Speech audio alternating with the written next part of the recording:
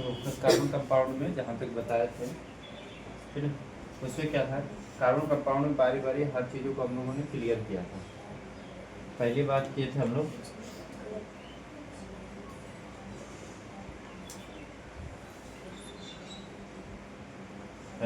हम लोगों ने इंट्रोडक्शन ऑफ कार्बन। कार्बन को मैं बताया था कि पूरे तरह से कितना मौजूद है और कितना कितना है। ठीक, दूसरे में बताया था कि उसमें कोवैलेंट बॉन्ड क्या होता है, कोवैलेंट बॉन्डिंग कैसे कह जाती है, इलेक्ट्रॉनिक कन्फिग्रेशन कैसे होता है, कार्बन कंपाउंड का 2,4 कैसे आता है, ठीक है, उसको कैसे इलेक्ट्रॉनिक कन्फिग्रेशन किया जाता है, इलेक्ट्रॉनिक विन्यास। फिर उसका हम लोगों ने किया था इसमें versatile nature of carbon. Carbon के वर्सेटाइल के बारे में बताया था कि कार्बन कई प्रकार की श्रृंखलाएं बना सकता है, लंबी चौड़ी रिंग वाली सभी प्रकार की। ट्रांसवेलेंसी बताया था, मैंने बताया था कार्बन की ट्रांसवेलेंसी कितनी होती है, 4 होती है, उसके बारे में बताया था। फिर मैंने बताया था कि मल्टीपल बॉन्ड होते हैं, सिंगल बॉन्ड, डबल बॉन्ड और ट्रिपल बॉन्ड, मैंने इसके बारे में समझाया था। फिर चेन, ब्रांच और रिंग स्ट्रक्चर, मैंने ये भी बताया था कि कैसा कैसा स्ट्रक्चर बनाता है। चेन मतलब लंबा बनाता है, स्ट्रक्चर मतलब ब्रांच मतलब कि शाखाओं की तरह बनाता है, और रिंग मतलब एक गोले की तरह बनाता है, इसके बारे में था। फिर उसके बाद आता है the magic number. Magic number 4 क्योंकि इसके लास्ट वाले सेल में 4 गेट कार्ड वैसे, तो इसलिए हम इसका मैजिक नंबर बोलते हैं, और इसी के नाम लोग क्या रखते थे, ट्रांसवेलेंसी। उसके बाद एलोट्रॉप्स ऑफ कार्बन के मतलब कार्बन के अपर रूप के बारे में, तो हमने कार्बन के अपर रूप में पढ़ा कि 2 सबसे बड़े इसके अपर रूप होते कौन कौन से, डायमंड और ग्रेफाइट। मैंने ये भी बताया था कि ग्रेफाइट ही एक ऐसा नॉन मेटल है जिसके अंदर इलेक्ट्रिसिटी फ्लो हो सकती है। ठीक, उसके बाद आगे चले, आगे बात करें, मैंने ये भी बताया था कि ग्रेफाइट के लिए कई प्रकार के अंदर जुड़ा बने होते हैं। ठीक, ग्रेफाइट कार्बन परमाणु सतकोड़ी बनाते हैं, प्रत्येक परमाणु 3 इलेक्ट्रॉन से जुड़े होते हैं, जिसके कारण फिसल कर चल पाते हैं और इनको मुक्त इलेक्ट्रॉन इसीलिए से प्रवाहित हो पाते हैं। फिर मैंने ये बताया था कि बकमिस्टर फुलर ने किसके बारे में इन्होंने एग्जाम्पल दिया था, फुटबॉल के ऊपर, कि कार्बन भी जो कंपाउंड बनाता है रिंग स्ट्रक्चर बनाता है फुटबॉल के जैसा बनाता है, जिसमें 6 कार्बन मिलकर बनाते हैं। फिर मैंने उसमें ये बताया था और इसकी बॉन्डिंग के बारे में सिखाया था कि single bond, double bond, triple bond कैसे वर्क करता है, और इसके नाम भी हमने बताया था कि एक कार्बन को ए, तो 2 कार्बन को बेस, 3 कार्बन को प्रोप, 4 कार्बन को ग्रुप, 5 कार्बन को फेरी, 6 कार्बन को हेक्स, और 7 कार्बन को हेक्स, और 8 कार्बन को ऑक्ट, और 9 कार्बन को, और 10 कार्बन को। इसके बारे में भी हम लोगों ने बात किया था, और हम लोगों ने फार्मूला भी लगाना सीखा था। ठीक, आज इसके आगे से शुरू। अब आता है हमारा अनसैचुरेटेड। ठीक, अनसैचुरेटेड क्या है, अनसैचुरेटेड ऐसा हाइड्रोकार्बन होता है। ठीक, अगर हम लोग बात करें अनसैचुरेटेड हाइड्रोकार्बन्स की, मतलब इसमें वे कार्बन आते हैं जिनके लिए उनका बॉन्डिंग किया जाता है, जैसे कि एल्केन डबल बॉन्ड के लिए, तो डबल बॉन्ड का फार्मूला क्या होता है, CnH2। ठीक, CnH2, मतलब जब यहाँ पर डबल बॉन्ड की बात की जाए तो हम लोग इस फार्मूले को अप्लाई करेंगे। मतलब अगर n की वैल्यू हमारी 2 है, मतलब n की वैल्यू 2 है, हमारा कार्बन 2 है, तो हाइड्रोजन कितना होगा, 2 गुना के 4, मतलब 2 कार्बन होगा तो हाइड्रोजन कितने होंगे, 4। मतलब और अनसैचुरेटेड हाइड्रोकार्बन क्या होता है, डबल बॉन्ड होता है और क्या होता है, ट्रिपल बॉन्ड होता है। ठीक, इसके 2 प्रकार के होते हैं, एक डबल बॉन्ड होता है, क्या होता है, ट्रिपल बॉन्ड। और सैचुरेटेड हाइड्रोकार्बन में सिंगल बॉन्ड होता है, और अनसैचुरेटेड हाइड्रोकार्बन में डबल बॉन्ड और सिंगल बॉन्ड को रखा जाता है। ठीक, मतलब जो सैचुरेटेड था उसमें से एकल बंद हुआ करता था, और अनसैचुरेटेड में द्विबंध और त्रिबंध हुआ। ठीक, और इसके नाम यहाँ पर दिए गए, जैसे कुछ फार्मूला है, एथेन का C2H4, फिर प्रोपेन का C3H6, फिर एल्काइंस जब ट्रिपल बॉन्ड होगा, ट्रिपल बॉन्ड का फार्मूला क्या दिया गया है, CnH2n-2, मतलब कि अगर n की वैल्यू हमारी 2 है, n की वैल्यू कितनी है, 2 है, तो हमको यहाँ पे पढ़ना होगा, तब यहाँ पे लिखना होगा। तो हम कह सकते हैं कि अगर कार्बन 2 है तो हाइड्रोजन 2 गुणे 2 माइनस 2, मतलब कि 2 गुना के 4 माइनस 2, मतलब 2 कार्बन तो 2 हाइड्रोजन, किसमें, ट्रिपल बॉन्ड में, किसमें, ओनली ये ट्रिपल बॉन्ड के लिए फार्मूला है। और ये डबल बॉन्ड के लिए, सिंगल बॉन्ड का फार्मूला हम लोगों ने क्या पढ़ा था, CnH2n+2, ये था सिंगल बॉन्ड का, और ये है डबल बॉन्ड का, और ये है ट्रिपल बॉन्ड।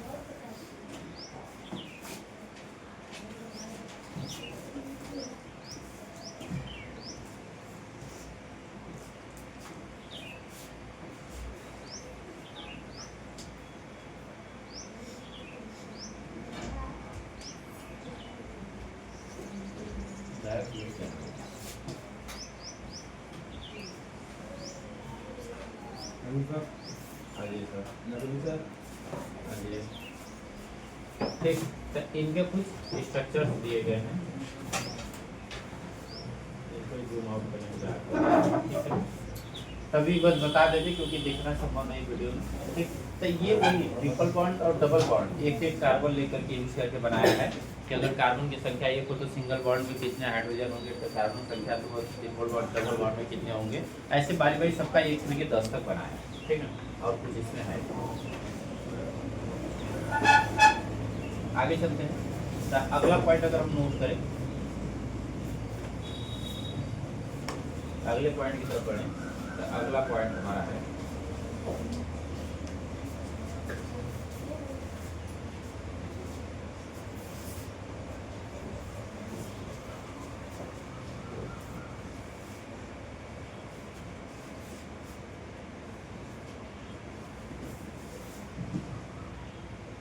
हमें अब दिया है कि स्ट्रक्चरल आइसोमेरिज्म, संरचनात्मक समव्यवस्था। संरचनात्मक समव्यवस्था करने का मतलब इसका क्या है, थोड़ा सा इसको हम लोग समझते हैं। संरचनात्मक समव्यवस्था करने का मतलब डिफिनीशन, अब इसका क्या बोलता है कि ये कैसे काम करते हैं, उनकी डिफिनीशन क्या होती है। इनको बताना चाहता है कि compounds with same molecular formula but different structural arrangement. परिभाषा, समान आणविक सूत्र है लेकिन अलग अलग संरचनात्मक व्यवस्था होती है, इन यौगिकों को क्या बोलते हैं, जैसे butane has the 2 isomerism and n-butane and isobutane also. फिर वही pentane, pentane has the C5 ester has the 3 isomerism. मतलब ये 3 आइसोमर्स क्या है, 2 आइसोमर्स क्या है, तो ये समझने के लिए बोल रहा है।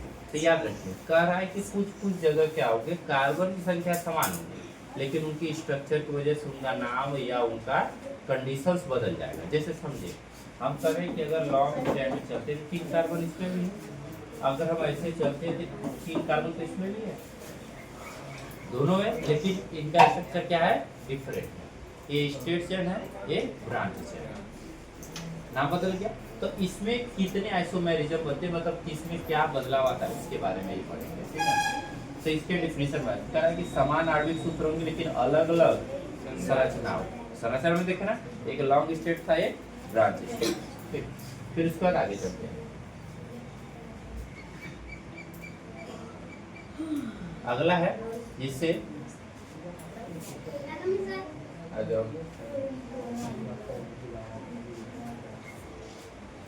अगला है जिसको क्या बोलते हैं, यहाँ पे बोला है कि कांस्टेंट गैप। कांस्टेंट गैप करने का मतलब है कि each member of the differs by the CH2 group 14 unit mass. मतलब वो कहना चाहता है कि कुछ ऐसे मेंबर होंगे जो कांस्टेंटली वर्क करेंगे, उन्हें कांस्टेंट गैप बोला जाता है। केमिकल प्रॉपर्टीज की बात करें, chemical properties remain to the similar as the functional group is the same. कह रहा है कि जो कुछ होंगे ऐसे ग्रुप जिनके फंक्शनल सेम होंगे, हम समझेंगे, मतलब कुछ ऐसे भी एलिमेंट आएंगे जिनके फंक्शंस क्या होंगे, सेम होंगे।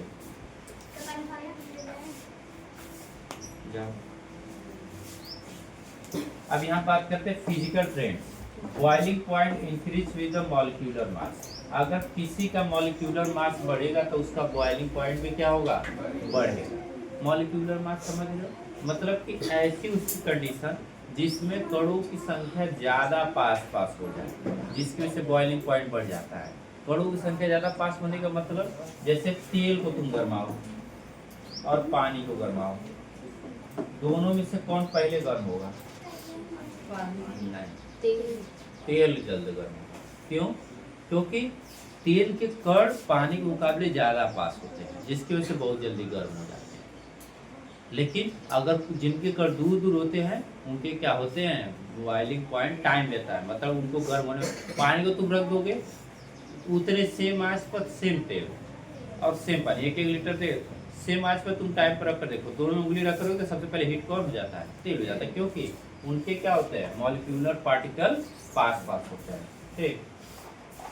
उसकी बात, प्रत्येक सदस्य CH ग्रुप के समूह के भिन्न होते हैं, रासायनिक गुण समान रहते हैं और क्वथनांक आणविक द्रव्यमान के साथ बढ़ता है। अब यहाँ पर दिया है जैसे CH है, CH4 के बारे में दिया है, इसका CH5H12 मतलब जब कार्बन 1 था तो हाइड्रोजन तो 4 थे, लेकिन जब कार्बन 5 हुआ भाई एक कार्बन था तो कम समय में गर्म हो रहा, लेकिन अगर कार्बन की संख्या मैंने बढ़ा दी तो इसको जब बॉइलिंग का पॉइंट इसके मुकाबले बहुत हाइट है, मतलब अगर मैं कहूँ इसका 1 है तो इसका कितना है 5, मतलब ये अगर 1 मिनट में गर्म हो रहा है तो कितने मिनट में गर्म होगा, एक एवरेज की तरह से हम इसे समझ सकते हैं। आगे सर अगला पॉइंट है यहाँ फंक्शनल ग्रुप ओवरव्यू। तो आपको याद रखिए पूरे बोर्ड एग्जाम में सिर्फ एक ऐसे 4 फंक्शनल ग्रुप होते जिनके बारे में वो पूछेगा, ठीक याद रखिएगा। पहले 8 थे अब 4 हो गए, अभी देखो आगे क्या क्या करने वाले हैं। फंक्शनल ग्रुप के बारे में बात बोला जाए तो यहाँ पर वो क्या करा कि इसमें हमको पहला फंक्शनल ग्रुप मिलेगा एल्कोहल। एल्कोहल का फार्मूला होता है single bond OH, single bond OH। Aldehyde इसका होता है functional single bond CH2। Ketone इसका क्या होता है single bond CO single bond, ठीक मतलब बोथ साइड सिंगल बॉन्ड।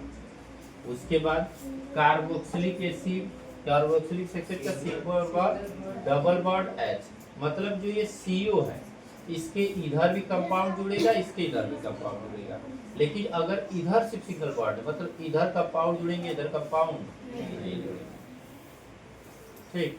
तो इससे ये समझने को मिलता है, मतलब आपको परेशान सिर्फ कौन करेगा, कीटोन परेशान करेगा, क्योंकि कहीं पर भी बीच में आ जाएगा और आपको खोजना पड़ेगा कि किस केमिकल फार्मूले में कीटोन है। साइड है तो एक बार पहचान सकते हैं कि लास्ट में लगा है मतलब ये क्या है कार्बोक्सिलिक एसिड है, लास्ट में लगा है तो एल्डिहाइड है, लास्ट में लगा है तो एल्कोहल है, लेकिन बीच में लग जाता है तो कंफ्यूजन जनरेट होने लगता है कि ये बीच में यही है कि कुछ और है, ठीक। कंफ्यूजन दूर करने की बताया। और इनका देखें तो ये सब ग्रुप्स का सफिक्स मतलब जब इनको लगाएंगे तो क्या पढ़ेंगे, जब एथेनॉल में OH जोड़ेंगे तो एथेनॉल हो जाएगा, वही एथेन में अल जोड़ेंगे तो एथेनॉल हो जाएगा, जब ये जोड़ेंगे तो नहीं समझा। मान लीजिए एक कार्बन को क्या बोलते हैं, एक कार्बन क्या बोलते हैं, एक बोलते हैं। एक कार्बन के साथ कितने हाइड्रोजन होते हैं 4 होते हैं, बेसिकली था कोई ज्यादा हार्ड नहीं, समझ में आ रहा है कि सर है एक कार्बन कितने होते हैं 4।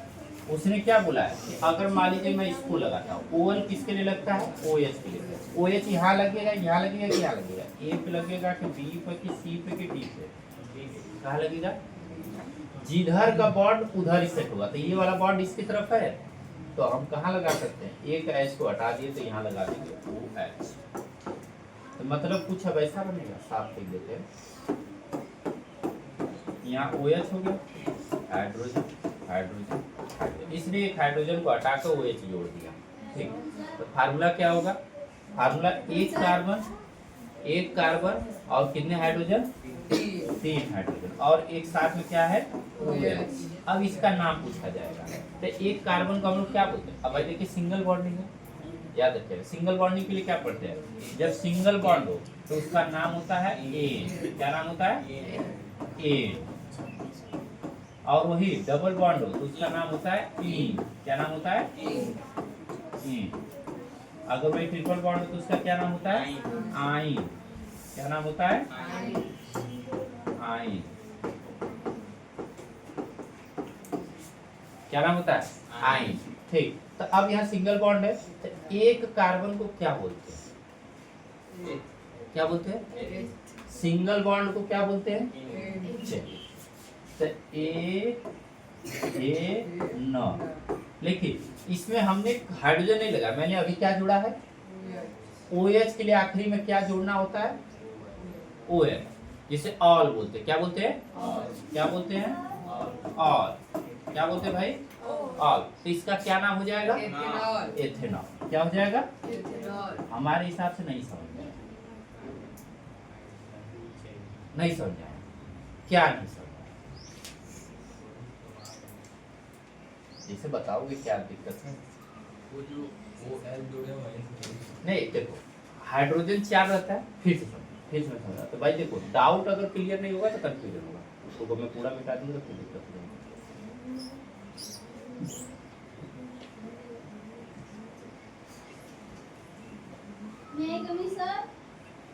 बेटा ऐसा करो ना, कल से छुट्टी ले लो तुम, आज लास्ट बार बैठा था, कल से मत आना, बैठो। लेट हो गया। हाँ मत आना, कल से आओ बैठो।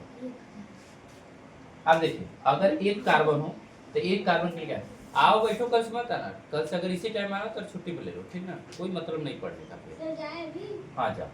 कल आए हम लोग 8 बजे आएंगे। हाँ। कंप्यूटर क्लास कितने बजे है ठीक है सर? जाओ। हैं? Computer class. कंप्यूटर क्लास 8 बजे। जाओ। देखिए अब यहाँ पे क्या है, हम लोग बात करें एक कार्बन की। एक कार्बन के साथ कितने मिले हुए थे, 4 हाइड्रोजन। कितने मिले हुए थे?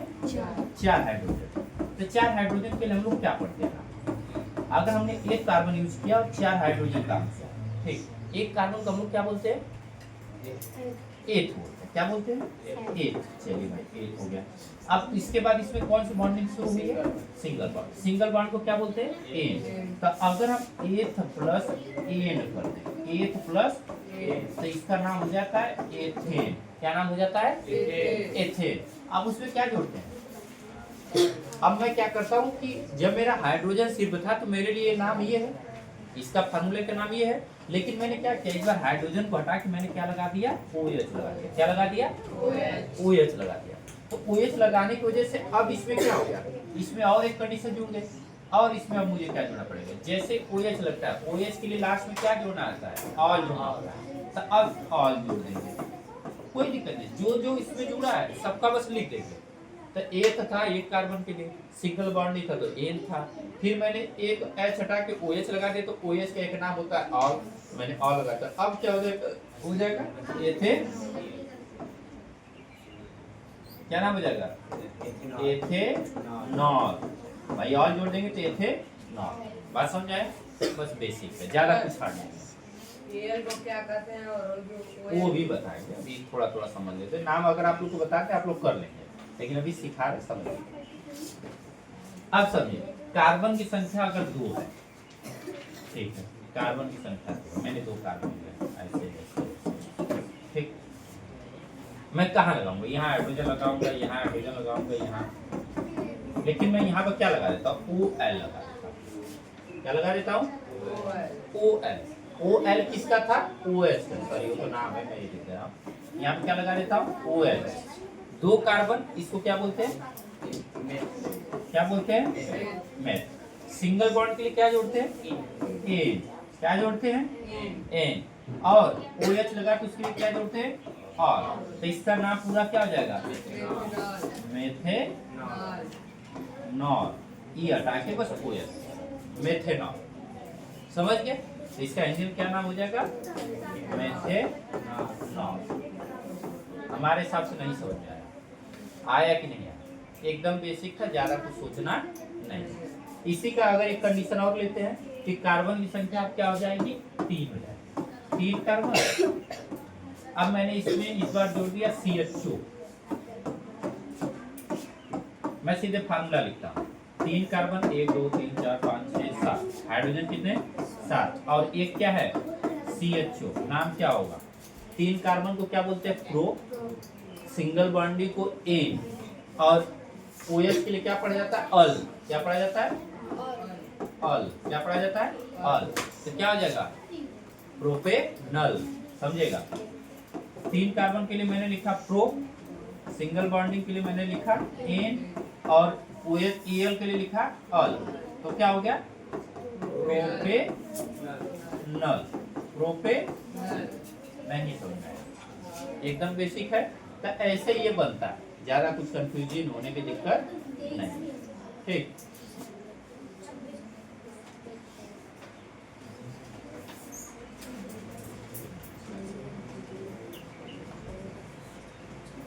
नीचे ऐसे ही सारे बने हुए, बहुत छोटा बना हुआ है, फोटो लगा हुआ है, ठीक ना। कोशिश करेंगे कि अगले वाले में इसका बड़ा फोटो लगाएंगे, ये आप लोग के बुक में है बड़े में। अब उसके बाद आता है नॉमिनेचर स्टेप। नॉमिनेचर मतलब इसके IUPAC बोला जाता है। अगर किसी और की आवाज आई मेरे सिवा इस क्लास में तो 32 पेट में तो जाएगी, और आप 15 दिन की छुट्टी पे भी चले जाएंगे यहाँ से, ऐसा मारेंगे हम।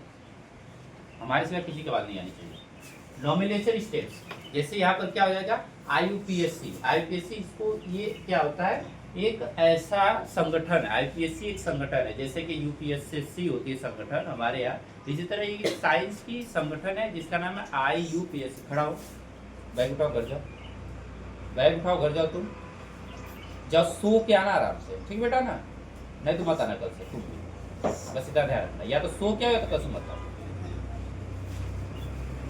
IUPAC एक संगठन है, ठीक ना, जिसका काम क्या है, साइंस में कोई भी नई चीज अगर खोज होती है तो उसको क्या करना, साइंस में जोड़ना। उनका काम क्या है, साइंस में जोड़ना। तो यही हमारे क्या करते हैं, अलग अलग संगठनों के वैसे बैठा जाता है, इनका काम है संगठनों को जोड़ना, मतलब कि इसमें नए नए जब एलिमेंट की खोज हो तो उनको ऐड करने के लिए, ठीक। तो आइडेंटिफाई करने के लिए तो सबसे पहले समझेंगे नॉमिनेशन स्टेप्स IUPAC। स्टेप 1 में identify the carbon chain and length. इस पे हम लोग पहले समझेंगे कि कार्बन की चेन में क्या है। अगर 2 ठो है तो भाई 2 कार्बन तो मैं तो बोलते हैं ना, एक रहता है तो और 3 ठो रहता है तो हम समझ जाएंगे कि कार्बन से काउंट करना है। मतलब सबसे पहले हमें क्या करना है, उसको आइडेंटिफाई करना है कि उसमें कितने कार्बन है, 5 है, 4 है, 6 है, तो मैंने आइडेंटिफाई, पहला स्टेप। दूसरा स्टेप क्या करेंगे, दूसरा step identify the functional group and sufficient. पहले अब ये आइडेंटिफाई करेंगे तो कि उसमें कोई सफिशिएंट फंक्शनल ग्रुप पीछे की तरफ तो नहीं जुड़ा है, OH चाहे AL या कोई ऐसा फंक्शनल ग्रुप जो उससे जुड़ा हो, जैसे OH या CHO या C से डबल बॉन्ड वाला, फिर COOH वाला, कोई ऐसा जुड़ा नहीं। पहले ये स्टेप वेरीफाई करें। फिर तीसरे step number of the chain form of the functional group, और ये भी देखेंगे उसमें बॉन्ड कौन सा लगा, सिंगल बॉन्ड है, डबल बॉन्ड है, फिर ट्रिपल बॉन्ड। तीसरा स्टेप समझिएगा, पहला स्टेप समझ आया, पहले पता करेंगे उसमें कार्बन। दूसरा स्टेप में क्या करेंगे, उसमें सफिक्स कुछ जुड़ा तो नहीं है, कोई कीटोन, एल्कोहल, चाहे एसीटोन, कोई तो ऐसा कुछ नहीं जुड़ा है। फिर उसके बाद तीसरे स्टेप में क्या पूछेंगे, उसमें कौन सा बॉन्ड लगा है, सिंगल, डबल या ट्रिपल, ठीक है। फिर उसके बाद अगला स्टेप क्या करेंगे, अगला स्टेप ये देखेंगे कंबाइंड विद लोकेशन नंबर। ये देखेंगे कि वो कौन सा स्ट्रक्चर बना रहा है, कौन सा स्ट्रक्चर बना, क्योंकि स्ट्रक्चर के हिसाब से नाम बदल जाता है। क्या नाम बदलता है, जैसे आपको एग्जांपल देता हूं, अभी थोड़ा सा कम क्लियरिफाई होगा, मैं आगे चल के इसको जब डीप पढ़ाऊंगा तो आपको क्लियरिफाई होगा। जैसे ये तो इसका नाम हो जाएगा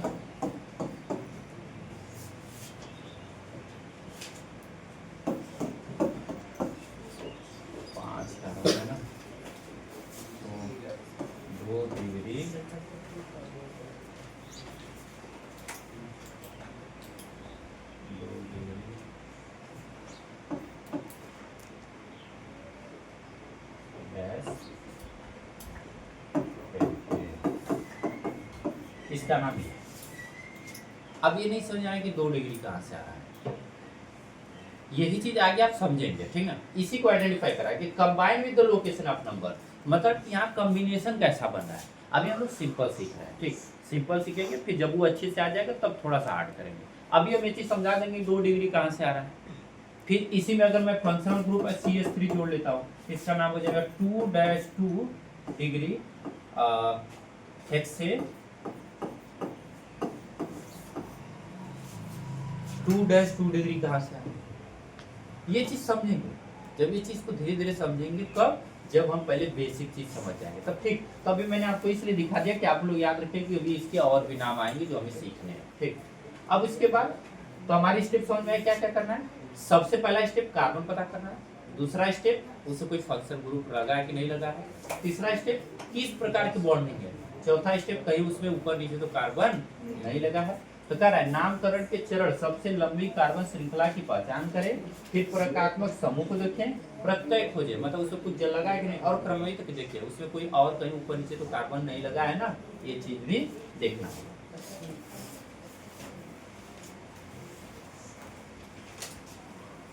अब आगे चलते हैं, तो अगला हमारा पॉइंट है, अगर हम अगला पॉइंट की बात करें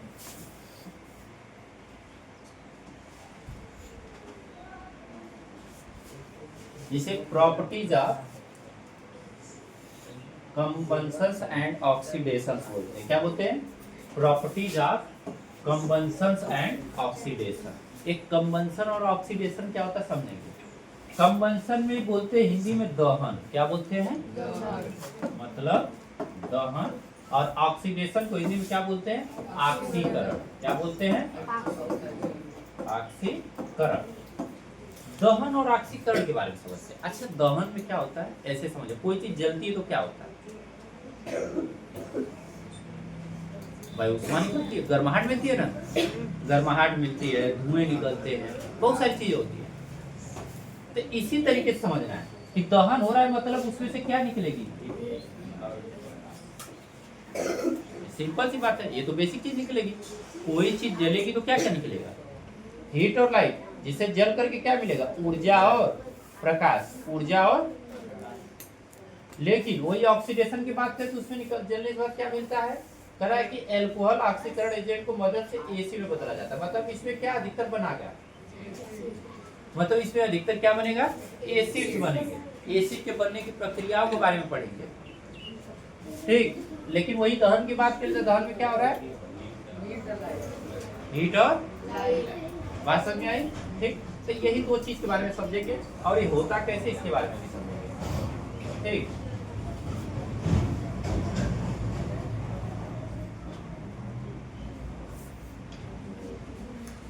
एडिशन एंड सब्स्टिट्यूशन।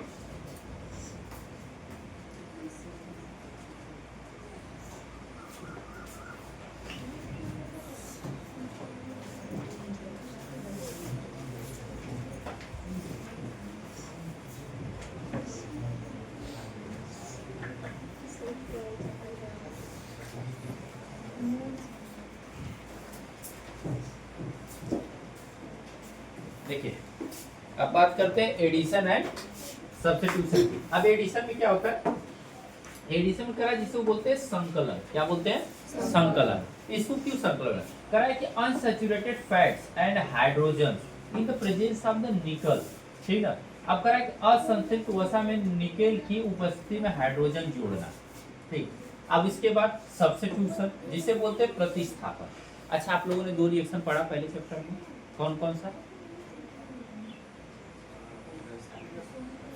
एक संयोजन अभिक्रिया जिसे कॉम्बिनेशन ऑफ रिएक्शन बोलते हैं, और एक सब्स्टिट्यूशन जिसे विस्थापन अभिक्रिया बोलते हैं। ये उसी बात है। तो आपने जो चैप्टर पढ़ा था ये उसी में थोड़ा सा आएगा, ठीक है, ध्यान रखें। जैसे सूर्य के प्रकाश में एल्केन में हाइड्रोजन का क्लोरीन में बदलना। अभी तो हम नोट्स वाइज कर रहे हैं, लेकिन इसका अभी नोट्स और भी अच्छे तरीके से आप लोगों को करना है स्कूल के अकॉर्डिंग। उसके बाद आता है एथेनॉल और एथेनोइक एसिड। एथेनॉल और एथेनोइक एसिड के बारे में पता करते हैं। एथेनॉल क्या होता है समझिएगा। एथेनॉल जिसमें C2H5OH, हमारे हिसाब से आपको नहीं समझ में आया कि एथेनॉल कैसे बना है। आया है कि नहीं आया? आया था। अभी हम लोग इससे पीछे बनाए थे। कार्बन 2 है, हाइड्रोजन 5 है, और एक को क्या लगा है? ये क्या है? एल्कोहल है। क्या है? एल्कोहल। और इसका सफिक्स क्या लगा है? ऑल। क्या लगा है? ऑल। अभी हम लोग पढ़े एल्कोहल का क्या होता है? ऑल लगता है। तो कोई पूछेगा कि OH क्या है तो कहेंगे आप एल्कोहल है। क्या है? एल्कोहल। ठीक। इसी तरीके से जैसे यहाँ पर दिया है एथेनोइक एसिड CH3COOH, ये भी जुड़ा हुआ है। क्या हो रहा था? एक कार्बन ऐसे लगा होगा, ठीक, और 3 हाइड्रोजन ऐसे लगे होंगे, और यहाँ पर एक फेस COOH लगा होगा। बात समझ में आई? इसका क्या होता है? ओइक होता है, इसीलिए क्या लगा है? Sorry ethanoic. इसको इसलिए क्या बोलते हैं? एथेनोइक के नाम से जाना जाता है। क्या नाम जाना जाता है? एथेनोइक। ठीक। जिसका नाम क्या होता है? सिरका। सिरका समझ है?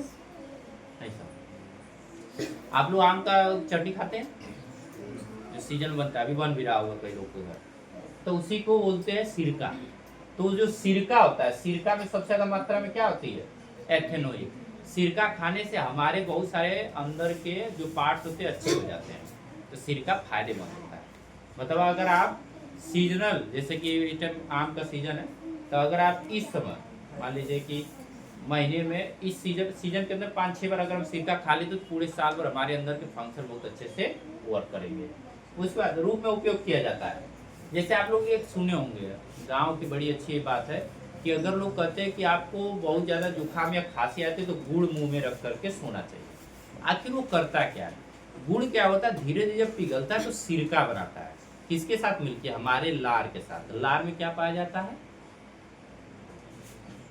टाइलिन पाया जाता है। क्या पाया जाता है? जब वो टाइलिन के साथ मिलता है तो क्या बनाता है? वो सिरका बनाता है। जब वो सड़कते हुए जाता है तो जितने मलबे जवे होते हैं उन मलबों को लेते हुए नीचे चला जाता है, जिसके वजह से पेट में जाकर के क्या हो जाते हैं? समाप्त हो जाते हैं। जिसकी वजह से सुबह जब उठते हैं तो हमारा गला, नाक और सब कुछ हमारा सही फील होता है, क्योंकि वो धीरे धीरे क्या करता है? अपने साथ लेके चला जाता है। तो ठीक उसी तरह जब आम की चटनी हम लोग खाते हैं तो हमारे पेट की सबसे पहले HCl सही हो जाती है, दूसरा पैनक्रियाज सही हो जाता है, तीसरा कुछ लोग को गैस खोलने की आदत होती है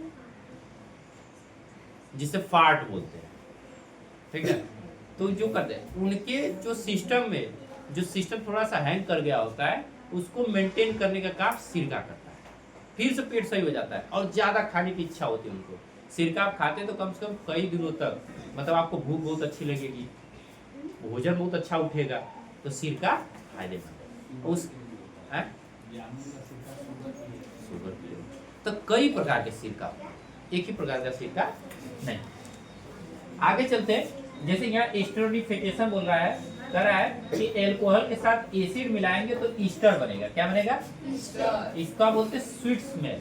आप लोग कुछ परफ्यूम देखते होंगे जो मारने पर बहुत अच्छा, मतलब कि बहुत नाक में जाता गुदगुदी सा फील होता है। कुछ ऐसे भी परफ्यूम आते हैं जो थोड़ा सा बहुत अच्छा स्मेल, मतलब ऐसा लगता है कि अंदर से गुदगुदी कर रहे हो स्मेल के साथ, तो उसी को बोलते हैं ईस्टर। क्या बोलते हैं? ईस्टर। मतलब ये हमारे लिए भयानक है।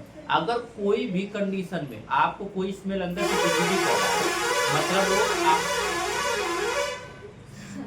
वो आपके संवेदनशीलता की कंडीशन को क्या कर रहा है? खराब कर रहा है, ठीक। तो ये एक जगह पर कुछ लिमिटेड के लिए सही है, लेकिन अगर उससे ऊपर हो तो ये क्या हमारे लिए भयानक साबित होता है। इसी के कारण जब ये अति हो जाता है तो क्या होता है?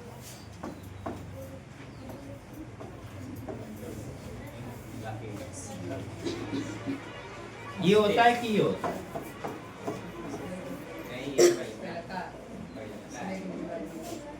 ये इसी की जब अति की जाती है तो ये निकलता है, तो लाफिंग गैस उसे बोलते हैं। आदमी हंसते हंसते मर जाता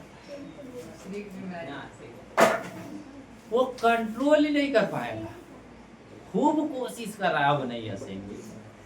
मतलब वही बात है कि कहीं मातम पड़ा हुआ है और किसी ने धीरे से वहां खोल दी शीशी, इतनी बड़ी शीशी आती है, खोल के जेबा में रख लिया और अपने मुंह बांध लिया है। 2 मिनट खड़ा होकर फिर वो चल जाए। उस एरिया में जितने लोग रो रहे हैं, जितने लोग सीरियस खड़ा है, मुर्दा भी बनाएगा कि आखिर हम मरे तो मरेगी। वो पता, एक बार सूंघने के बाद 15 मिनट तक आदमी हंसता है नॉन स्टॉप। वो धीरे धीरे जोर जोर से हंसता है। वो कबरो बतिया कहेगा, हंसते हुए कहेगा, ठीक। इसीलिए तो जल्दी मिलता नहीं है, बहुत भयानक। मतलब रोने वाले जो खूब इमोशन जाहिर कर रहे हैं, वहां से इमोशन की धज्जियां उड़ा देंगे। सूंघने के बाद भी सोचेंगे अरे यार यहाँ पुलिस में हंसा तो मरने के बाद। अगर आसपास के आदमी बाद में आएंगे या बाद में देखेंगे, क्योंकि सूंघने के बाद तो उसका इसमें तो खत्म हो चुका होता है, तो जो सूंघ लिए वो तो हंस रहे हैं। नए आदमी अरे गरीब तरीके को तो बड़ा जाहिल आदमी हो यार, क्यों उम्र अलग या बुलासे में व्यस्त है, तो यही सब। तो वो क्या होता है, मतलब कि कुछ जगह पर इसीलिए आपको ये नहीं दी जाती और ये अवेलेबल नहीं कराई जाती, आप इसे गलत उपयोग कर सकते हैं। क्यों भयानक मैंने बोला?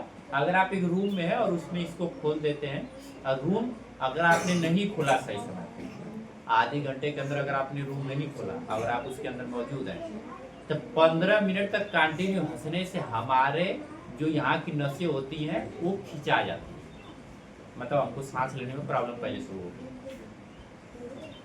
फिर धीरे धीरे मेरा दम घुटने लगेगा हंसने के कारण, और हम समाप्त हो जाएंगे। मतलब हमारी मौत अगले 20 मिनट के अंदर फिक्स है। मतलब ये एक छोटी मात्रा के लिए ठीक भी है, और एक अति मात्रा के लिए भयानक। उसके बाद आगे चलते हैं, तो ये उनके बारे में कुछ दिया गया है, आइसोप्रोपेनॉल कैसे बनता है, फिर उसके बाद प्रोपेनॉल कैसे बनता है, एथेनॉल कैसे बनता है, मेथेनॉल कैसे बनता है। अभी हम लोगों ने इस सबको बनाया भी था, ठीक, ये उसके बारे में।